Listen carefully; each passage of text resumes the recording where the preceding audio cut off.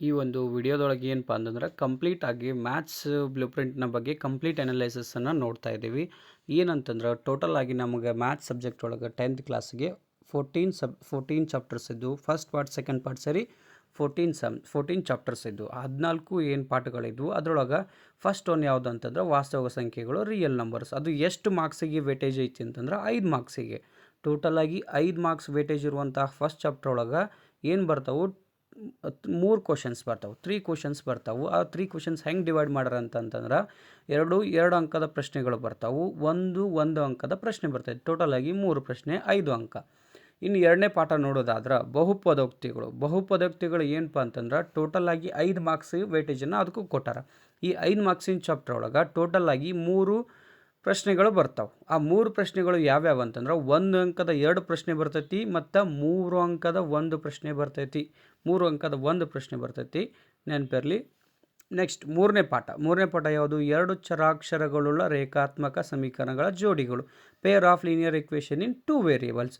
ಇದು ಏನಪ್ಪ ಅಂತಂದ್ರೆ ಟೋಟಲ್ ಆಗಿ 8 ಮಾರ್ಕ್ಸ್ ವೇಟೇಜನ್ನು ಹೊಂದೈತಿ. 8 ಮಾರ್ಕ್ಸ್ ವೇಟೇಜ್ ಇರುವಂಥ ಈ ಚಾಪ್ಟರ್ ಒಳಗೆ ನೆನಪಿರಲಿ 4 ಅಂಕದ 1 ಪ್ರಶ್ನೆ ಟೋಟಲ್ ಆಗಿ 4 ಪ್ರಶ್ನೆಗಳು ಬರ್ತವೆ. 4 ಅಂಕದ 1 ಪ್ರಶ್ನೆ, 2 ಅಂಕದ 1 ಪ್ರಶ್ನೆ, 1 ಅಂಕದ 2 ಪ್ರಶ್ನೆ ಬರ್ತೈತಿ. ನೆನಪಿರಲಿ ಆ 4 ಅಂಕದ ಪ್ರಶ್ನೆ ಯಾವುದಪ್ಪ ಅಂತಂದ್ರೆ ಅದು ಗ್ರಾಫ್ ಹಾಕೋದು, ನಿಮ್ಗೆ ನೆನಪಿರಲಿ. ನೆಕ್ಸ್ಟ್ ನೋಡೋದಾದ್ರೆ 4th ಚಾಪ್ಟರ್ ಯಾವುದು? 4ನೇ ಪಾಠ ವರ್ಗ ಸಮೀಕರಣಗಳು, ಕ್ವಾಡ್ರಾಟಿಕ್ ಇಕ್ವೇಷನ್ ಅಂತ ಬರುತ್ತೆ. ಅದು 6 ಮಾರ್ಕ್ಸಿನ ವೇಟೇಜನ್ನು ಹೊಂದೈತಿ. 6 ಮಾರ್ಕ್ಸಿನ ವೇಟೇಜ್ ಒಳಗೆ 3 ಪ್ರಶ್ನೆಗಳು ಬರ್ತಾವೆ. 3 ಪ್ರಶ್ನೆಗಳು ಹೆಂಗೆ ಡಿವೈಡ್ ಮಾಡ್ತಾರೆ ಅಂತಂದ್ರೆ 3 ಅಂಕದ 1 ಪ್ರಶ್ನೆ, 2 ಅಂಕದ 1 ಪ್ರಶ್ನೆ ಮತ್ತು 1 ಅಂಕದ 1 ಪ್ರಶ್ನೆ ಬರ್ತೈತಿ ಇಲ್ಲಿ. ಇನ್ನು 5ನೇದು ಸಮಾಂತರ ಶ್ರೇಣಿಗಳು, ಅರ್ಥಮೆಟಿಕ್ ಪ್ರೋಗ್ರೆಷನ್. ಇದು ಎಷ್ಟಪ್ಪ ಅಂತಂದ್ರೆ 8 ಮಾರ್ಕ್ಸ್ ವೇಟೇಜ್ ಐತಿ. ನೋಡಿರಿ 8 ಮಾರ್ಕ್ಸ್ ವೇಟೇಜ್ ಇರುವಂತಹ AP-ಯುಗೆ ಏನಂತಂದ್ರೆ ಟೋಟಲ್ ಆಗಿ 4 ಕ್ವಶನ್ಸ್ ಬರ್ತಾವೆ. 4 ಕ್ವಶನ್ಸ್ ಹೆಂಗೆ ಅಂತಂದ್ರೆ 4 ಅಂಕದ್ದು 1 ಪ್ರಶ್ನೆ ಬರ್ತೈತಿ, 2 ಅಂಕದ್ದು 1 ಪ್ರಶ್ನೆ ಬರ್ತೈತಿ, 1 ಅಂಕದ 2 ಪ್ರಶ್ನೆಗಳು ಸಮಾಂತರ ಶ್ರೇಣಿ ಮೇಲೆ ಬರುತ್ತೆ ಅಂತ ಕೊಟ್ಟಾರ. ಅದೇ ರೀತಿ ನೆಕ್ಸ್ಟ್ ಹೋದ್ರೆ ತ್ರಿಭುಜಗಳು ಪಾಠ ಬರ್ತಾವೆ. ಯಾವುದಪ್ಪ ತ್ರಿಭುಜಗಳು ಎಷ್ಟು ವೇಟೇಜ್ ಅಂತಂದ್ರೆ 9 ಮಾರ್ಕ್ಸ್ ಐತೆ ನೋಡ್ರಿ. ಇಂಪಾರ್ಟೆಂಟ್ ಚಾಪ್ಟರ್ ಇದು, ಯಾಕಂದ್ರೆ ಹೈಯೆಸ್ಟ್ ಮಾರ್ಕ್ಸ್ ಇದು. ತ್ರಿಭುಜಗಳ ಪಾಠಕ್ಕೆ ಎಷ್ಟಪ್ಪ ಅಂತಂದ್ರೆ 9 ಮಾರ್ಕ್ಸ್ ಬರ್ತೈತಿ. 4 ಪ್ರಶ್ನೆಗಳು ಬರ್ತಾವೆ. 4 ಅಂಕದ ಪ್ರಶ್ನೆ ಬರ್ತೈತಿ, ನೆನಪಿರಲಿ. ಆ 4 ಅಂಕದ ಪ್ರಶ್ನೆ ಯಾವುದಪ್ಪ ಅಂತ ಹೇಳಿದ್ರೆ ಥಿಯರಮ್ ಅಥವಾ ಪ್ರಮೇಯ ಬರ್ತೈತಿ. ಮತ್ತು ಇನ್ನೊಂದು ಯಾವುದು ಅಂತಂದ್ರೆ 3 ಅಂಕದ 1 ಪ್ರಶ್ನೆ, 1 ಅಂಕದ 2 ಪ್ರಶ್ನೆಗಳು ಬರ್ತಾವೆ. ಅದೇ ರೀತಿ ಮುಂದೆ ಈ ವೃತ್ತಗಳು ಅನ್ನೋದು 7ನೇ ಚಾಪ್ಟರ್ ಐತಿ. 7ನೇ ಪಾಠ ಸರ್ಕಲ್ಸ್. ಅದು ಏನು ಅಂತ ಹೇಳಿದ್ರೆ ಟೋಟಲ್ ಆಗಿ 5 ಮಾರ್ಕ್ಸಿಗೆ ಐತಿ. 5 ಮಾರ್ಕ್ಸ್ ವೇಟೇಜ್ ಇದ್ದು 2 ಕ್ವಶನ್ಸ್ ಬರ್ತಾವೆ ನಿಮಗಿಲ್ಲೇ. 2 ಕ್ವಶನ್ಸು 3 ಅಂಕದ 1 ಪ್ರಶ್ನೆ ಮತ್ತು ಇನ್ನೊಂದು ಏನಂತಂದ್ರೆ 2 ಅಂಕದ್ದು 1 ಪ್ರಶ್ನೆ ಅಂತ ಕೊಟ್ಟಾರ. ಟೋಟಲಿ 5 ಮಾರ್ಕ್ಸ್ ಬರುತ್ತೆ. ನೆನಪಿರಲಿ ಈ ವೃತ್ತಗಳ ಮೇಲೇ ನಿಮಗೆ ಏನು ಬರುತ್ತೆ ಅಂತಂದ್ರೆ ಅಲ್ಲಿ ಒಂದು ಪ್ರಮೇಯ ಬರ್ತೈತಿ. 8ನೇ ಪಾಠವನ್ನು ನೋಡೋದಾದ್ರೆ ನಿರ್ದೇಶಾಂಕ ರೇಖಾಗಣಿತ, ಕೋಆರ್ಡಿನೇಟ್ ಜಾಮೆಟ್ರಿ ಬರುತ್ತೆ. ಇಲ್ಲಿ ಟೋಟಲ್ ಆಗಿ ಇದು 6 ಮಾರ್ಕ್ಸಿನ ವೇಟೇಜನ್ನು ಹೊಂದೈತಿ. 3 ಕ್ವಶನ್ಸ್ ಬರ್ತಾವೆ. ಇಲ್ಲಿ 3 ಕ್ವಶನ್ಸ್ ಹೆಂಗೆ ಡಿವೈಡ್ ಮಾಡ್ಯಾರ? 3 ಅಂಕದ 1 ಪ್ರಶ್ನೆ, 2 ಅಂಕದ 1 ಪ್ರಶ್ನೆ, 1 ಅಂಕದ 1 ಪ್ರಶ್ನೆಯನ್ನು ಕೇಳ್ತಾರೆ. ಅದೇ ರೀತಿ ಇಲ್ಲಿಗೆ ನಿಮ್ಮ ಫಸ್ಟ್ ಪಾರ್ಟ್ ಮುಗೀತು. ಸೆಕೆಂಡ್ ಪಾರ್ಟ್ ಒಳಗೆ ಫಸ್ಟ್ ಚಾಪ್ಟರ್ ಅಥವಾ 9ನೇ ಅಧ್ಯಾಯ ಯಾವುದಪ್ಪ ಅಂತಂದ್ರೆ ತ್ರಿಕೋನಮಿತಿಯ ಪ್ರಸ್ತಾವನೆ, ಇಂಟ್ರೊಡಕ್ಷನ್ ಟು ಟ್ರಿಗ್ನಾಮೆಟ್ರಿಗೆ ಎಷ್ಟು ವೇಟೇಜ್ ಅಂತಂದ್ರೆ 6 ಮಾರ್ಕ್ಸಿನ ವೇಟೇಜ್ ಕೊಟ್ಟು ಟೋಟಲ್ ಆಗಿ ನಿಮ್ಗೆ ಏನು ಕೇಳ್ತಾರೆ? 3 ಪ್ರಶ್ನೆಗಳನ್ನು ಕೇಳ್ತಾರೆ ಇಲ್ಲಿಂದ. ಆ 3 ಪ್ರಶ್ನೆಗಳು ಹೆಂಗೆ ಬರ್ತಾವೆ? 3 ಮಾರ್ಕ್ಸಿಂದು 1, 2 ಮಾರ್ಕ್ಸಿಂದು 1, ದೆನ್ 1 ಮಾರ್ಕ್ಸಿಂದು 1 ಕ್ವಶನ್ ಇರುತ್ತೆ. ಅದೇ ರೀತಿ ನೀವು ಮುಂದೆ ಹೋದಂಗೆ ತ್ರಿಕೋನಮಿತಿಯ ಕೆಲವು ಅನ್ವಯಗಳು, some applications of trigonometry.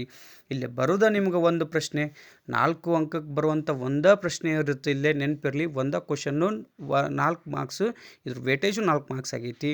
Next ಪಾಠ ನೋಡೋದಾದ್ರೆ ಇಲ್ಲಿ 11ನೇ ಪಾಠ ಯಾವುದಪ್ಪ ಅಂತ ಹೇಳಿದ್ರೆ ಮೇಲ್ಮೈ ವಿಸ್ತೀರ್ಣಗಳು ಮತ್ತು ಘನಫಲಗಳು, ಸರ್ಫೇಸ್ ಏರಿಯಾ ಆ್ಯಂಡ್ ವ್ಯಾಲ್ಯೂಮ್ ಎಷ್ಟು ಏನೈತಿ. ಇದು 7 ಮಾರ್ಕ್ಸಿನ ವೇಟೇಜನ್ನು ಹೊಂದೈತಿ.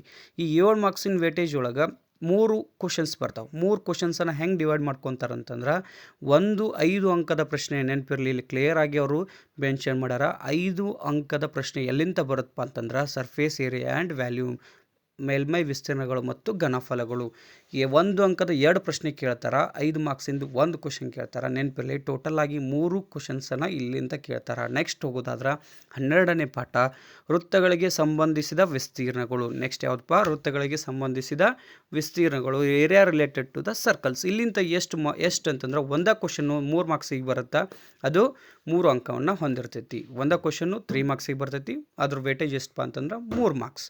ನೆಕ್ಸ್ಟ್ ನೋಡೋದಾದ್ರೆ ಸಂಖ್ಯಾಶಾಸ್ತ್ರ ಸ್ಟ್ಯಾಟಿಸ್ಟಿಕ್ಸ್ ಇದು ಇಲ್ಲಿ 2 ಕ್ವಶನನ್ನು ಕೇಳ್ತಾರೆ. ಇದು 4 ಮಾರ್ಕ್ಸಿನ ವೇಟೇಜನ್ನು ಹೊಂದೈತಿ. 2 ಕ್ವಶನ್ಸು, ಅದು ಯಾವ್ದ್ಯಾವ್ದು ಅಂತಂದ್ರೆ 3 ಅಂಕದ 1 ಪ್ರಶ್ನೆ, 1 ಅಂಕದ 1 ಪ್ರಶ್ನೆ ಬರ್ತೈತಿ. ಇನ್ನು ನಿಮ್ಮ ಕೊನೆಯದಾದಂತಹ ಅಧ್ಯಾಯ ಅಂತಲೇ ಹೇಳ್ಬೋದು. ಯಾವುದಂತಂದ್ರೆ ಲಾಸ್ಟ್ ಚಾಪ್ಟರ್ ಸಂಭವನೀಯತೆ, ಪ್ರೊಬ್ಯಾಬಿಲಿಟಿ ಅಂತ ಬರುತ್ತೆ. ಪ್ರೊಬ್ಯಾಬಿಲಿಟಿ 4 ಮಾರ್ಕ್ಸಿನ ವೇಟೇಜ್ ಐತಿ. 2 ಪ್ರಶ್ನೆಗಳನ್ನು ಕೇಳ್ತಾರೆ.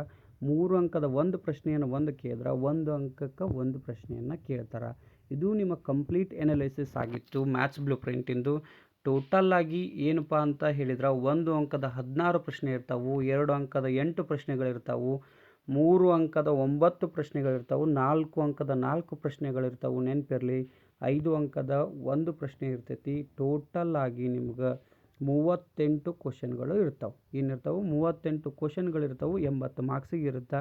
ಇದಿಷ್ಟು ನಿಮ್ಗೇನಾಗಿತ್ತು ಅಂತ ಹೇಳಿದ್ರೆ ಕಂಪ್ಲೀಟ್ ಬ್ಲೂ ಪ್ರಿಂಟ್ ಆಗಿತ್ತು ಮ್ಯಾಥ್ಸಿಂದು. KSSB ಕಡೆಯಿಂದ ರಿಲೀಸ್ ಆಗಿರೋದು. ನೆನಪಿರಲಿ, ಆದಷ್ಟು ನಿಮ್ಮ ಸ್ಟಡಿ ಮಾಡುವಂಥ ವೇಗವನ್ನು ಇನ್ನೊಂದು ಸ್ವಲ್ಪ ಜಾಸ್ತಿ ಮಾಡ್ಕೋರಿ. ಈಗ ಆಲ್ರೆಡಿ ಬ್ಲೂ ಪ್ರಿಂಟನ್ನು ಏನು ಬಿಟ್ಟಿದ್ದಾರೆ ಮತ್ತು ಮಾಡೆಲ್ ಕ್ವಶನ್ ಪೇಪರ್ ಏನು ಬಿಟ್ಟಿದ್ದಾರೆ ಅವನ್ನ ಸಾಲ್ವ್ ಮಾಡಿರಿ. ನಮ್ಮ ಕಡೆಯಿಂದ ಆಲ್ ದ ಬೆಸ್ಟ್ ಹೇಳ್ತೀವಿ. ಎಷ್ಟಾಗುತ್ತೋ ಅಷ್ಟು ಸಾಧ್ಯವಾದಷ್ಟು ಅಪ್ಡೇಟ್ಸನ್ನು ಕೊಡ್ತಾ ಇರ್ತೀವಿ. ಇದೇ ರೀತಿ ಇನ್ಫಾರ್ಮೇಷನ್ಗಾಗಿ ನಮ್ಮ ಚಾನಲನ್ನು ಸಬ್ಸ್ಕ್ರೈಬ್ ಮಾಡ್ಕೊರಿ.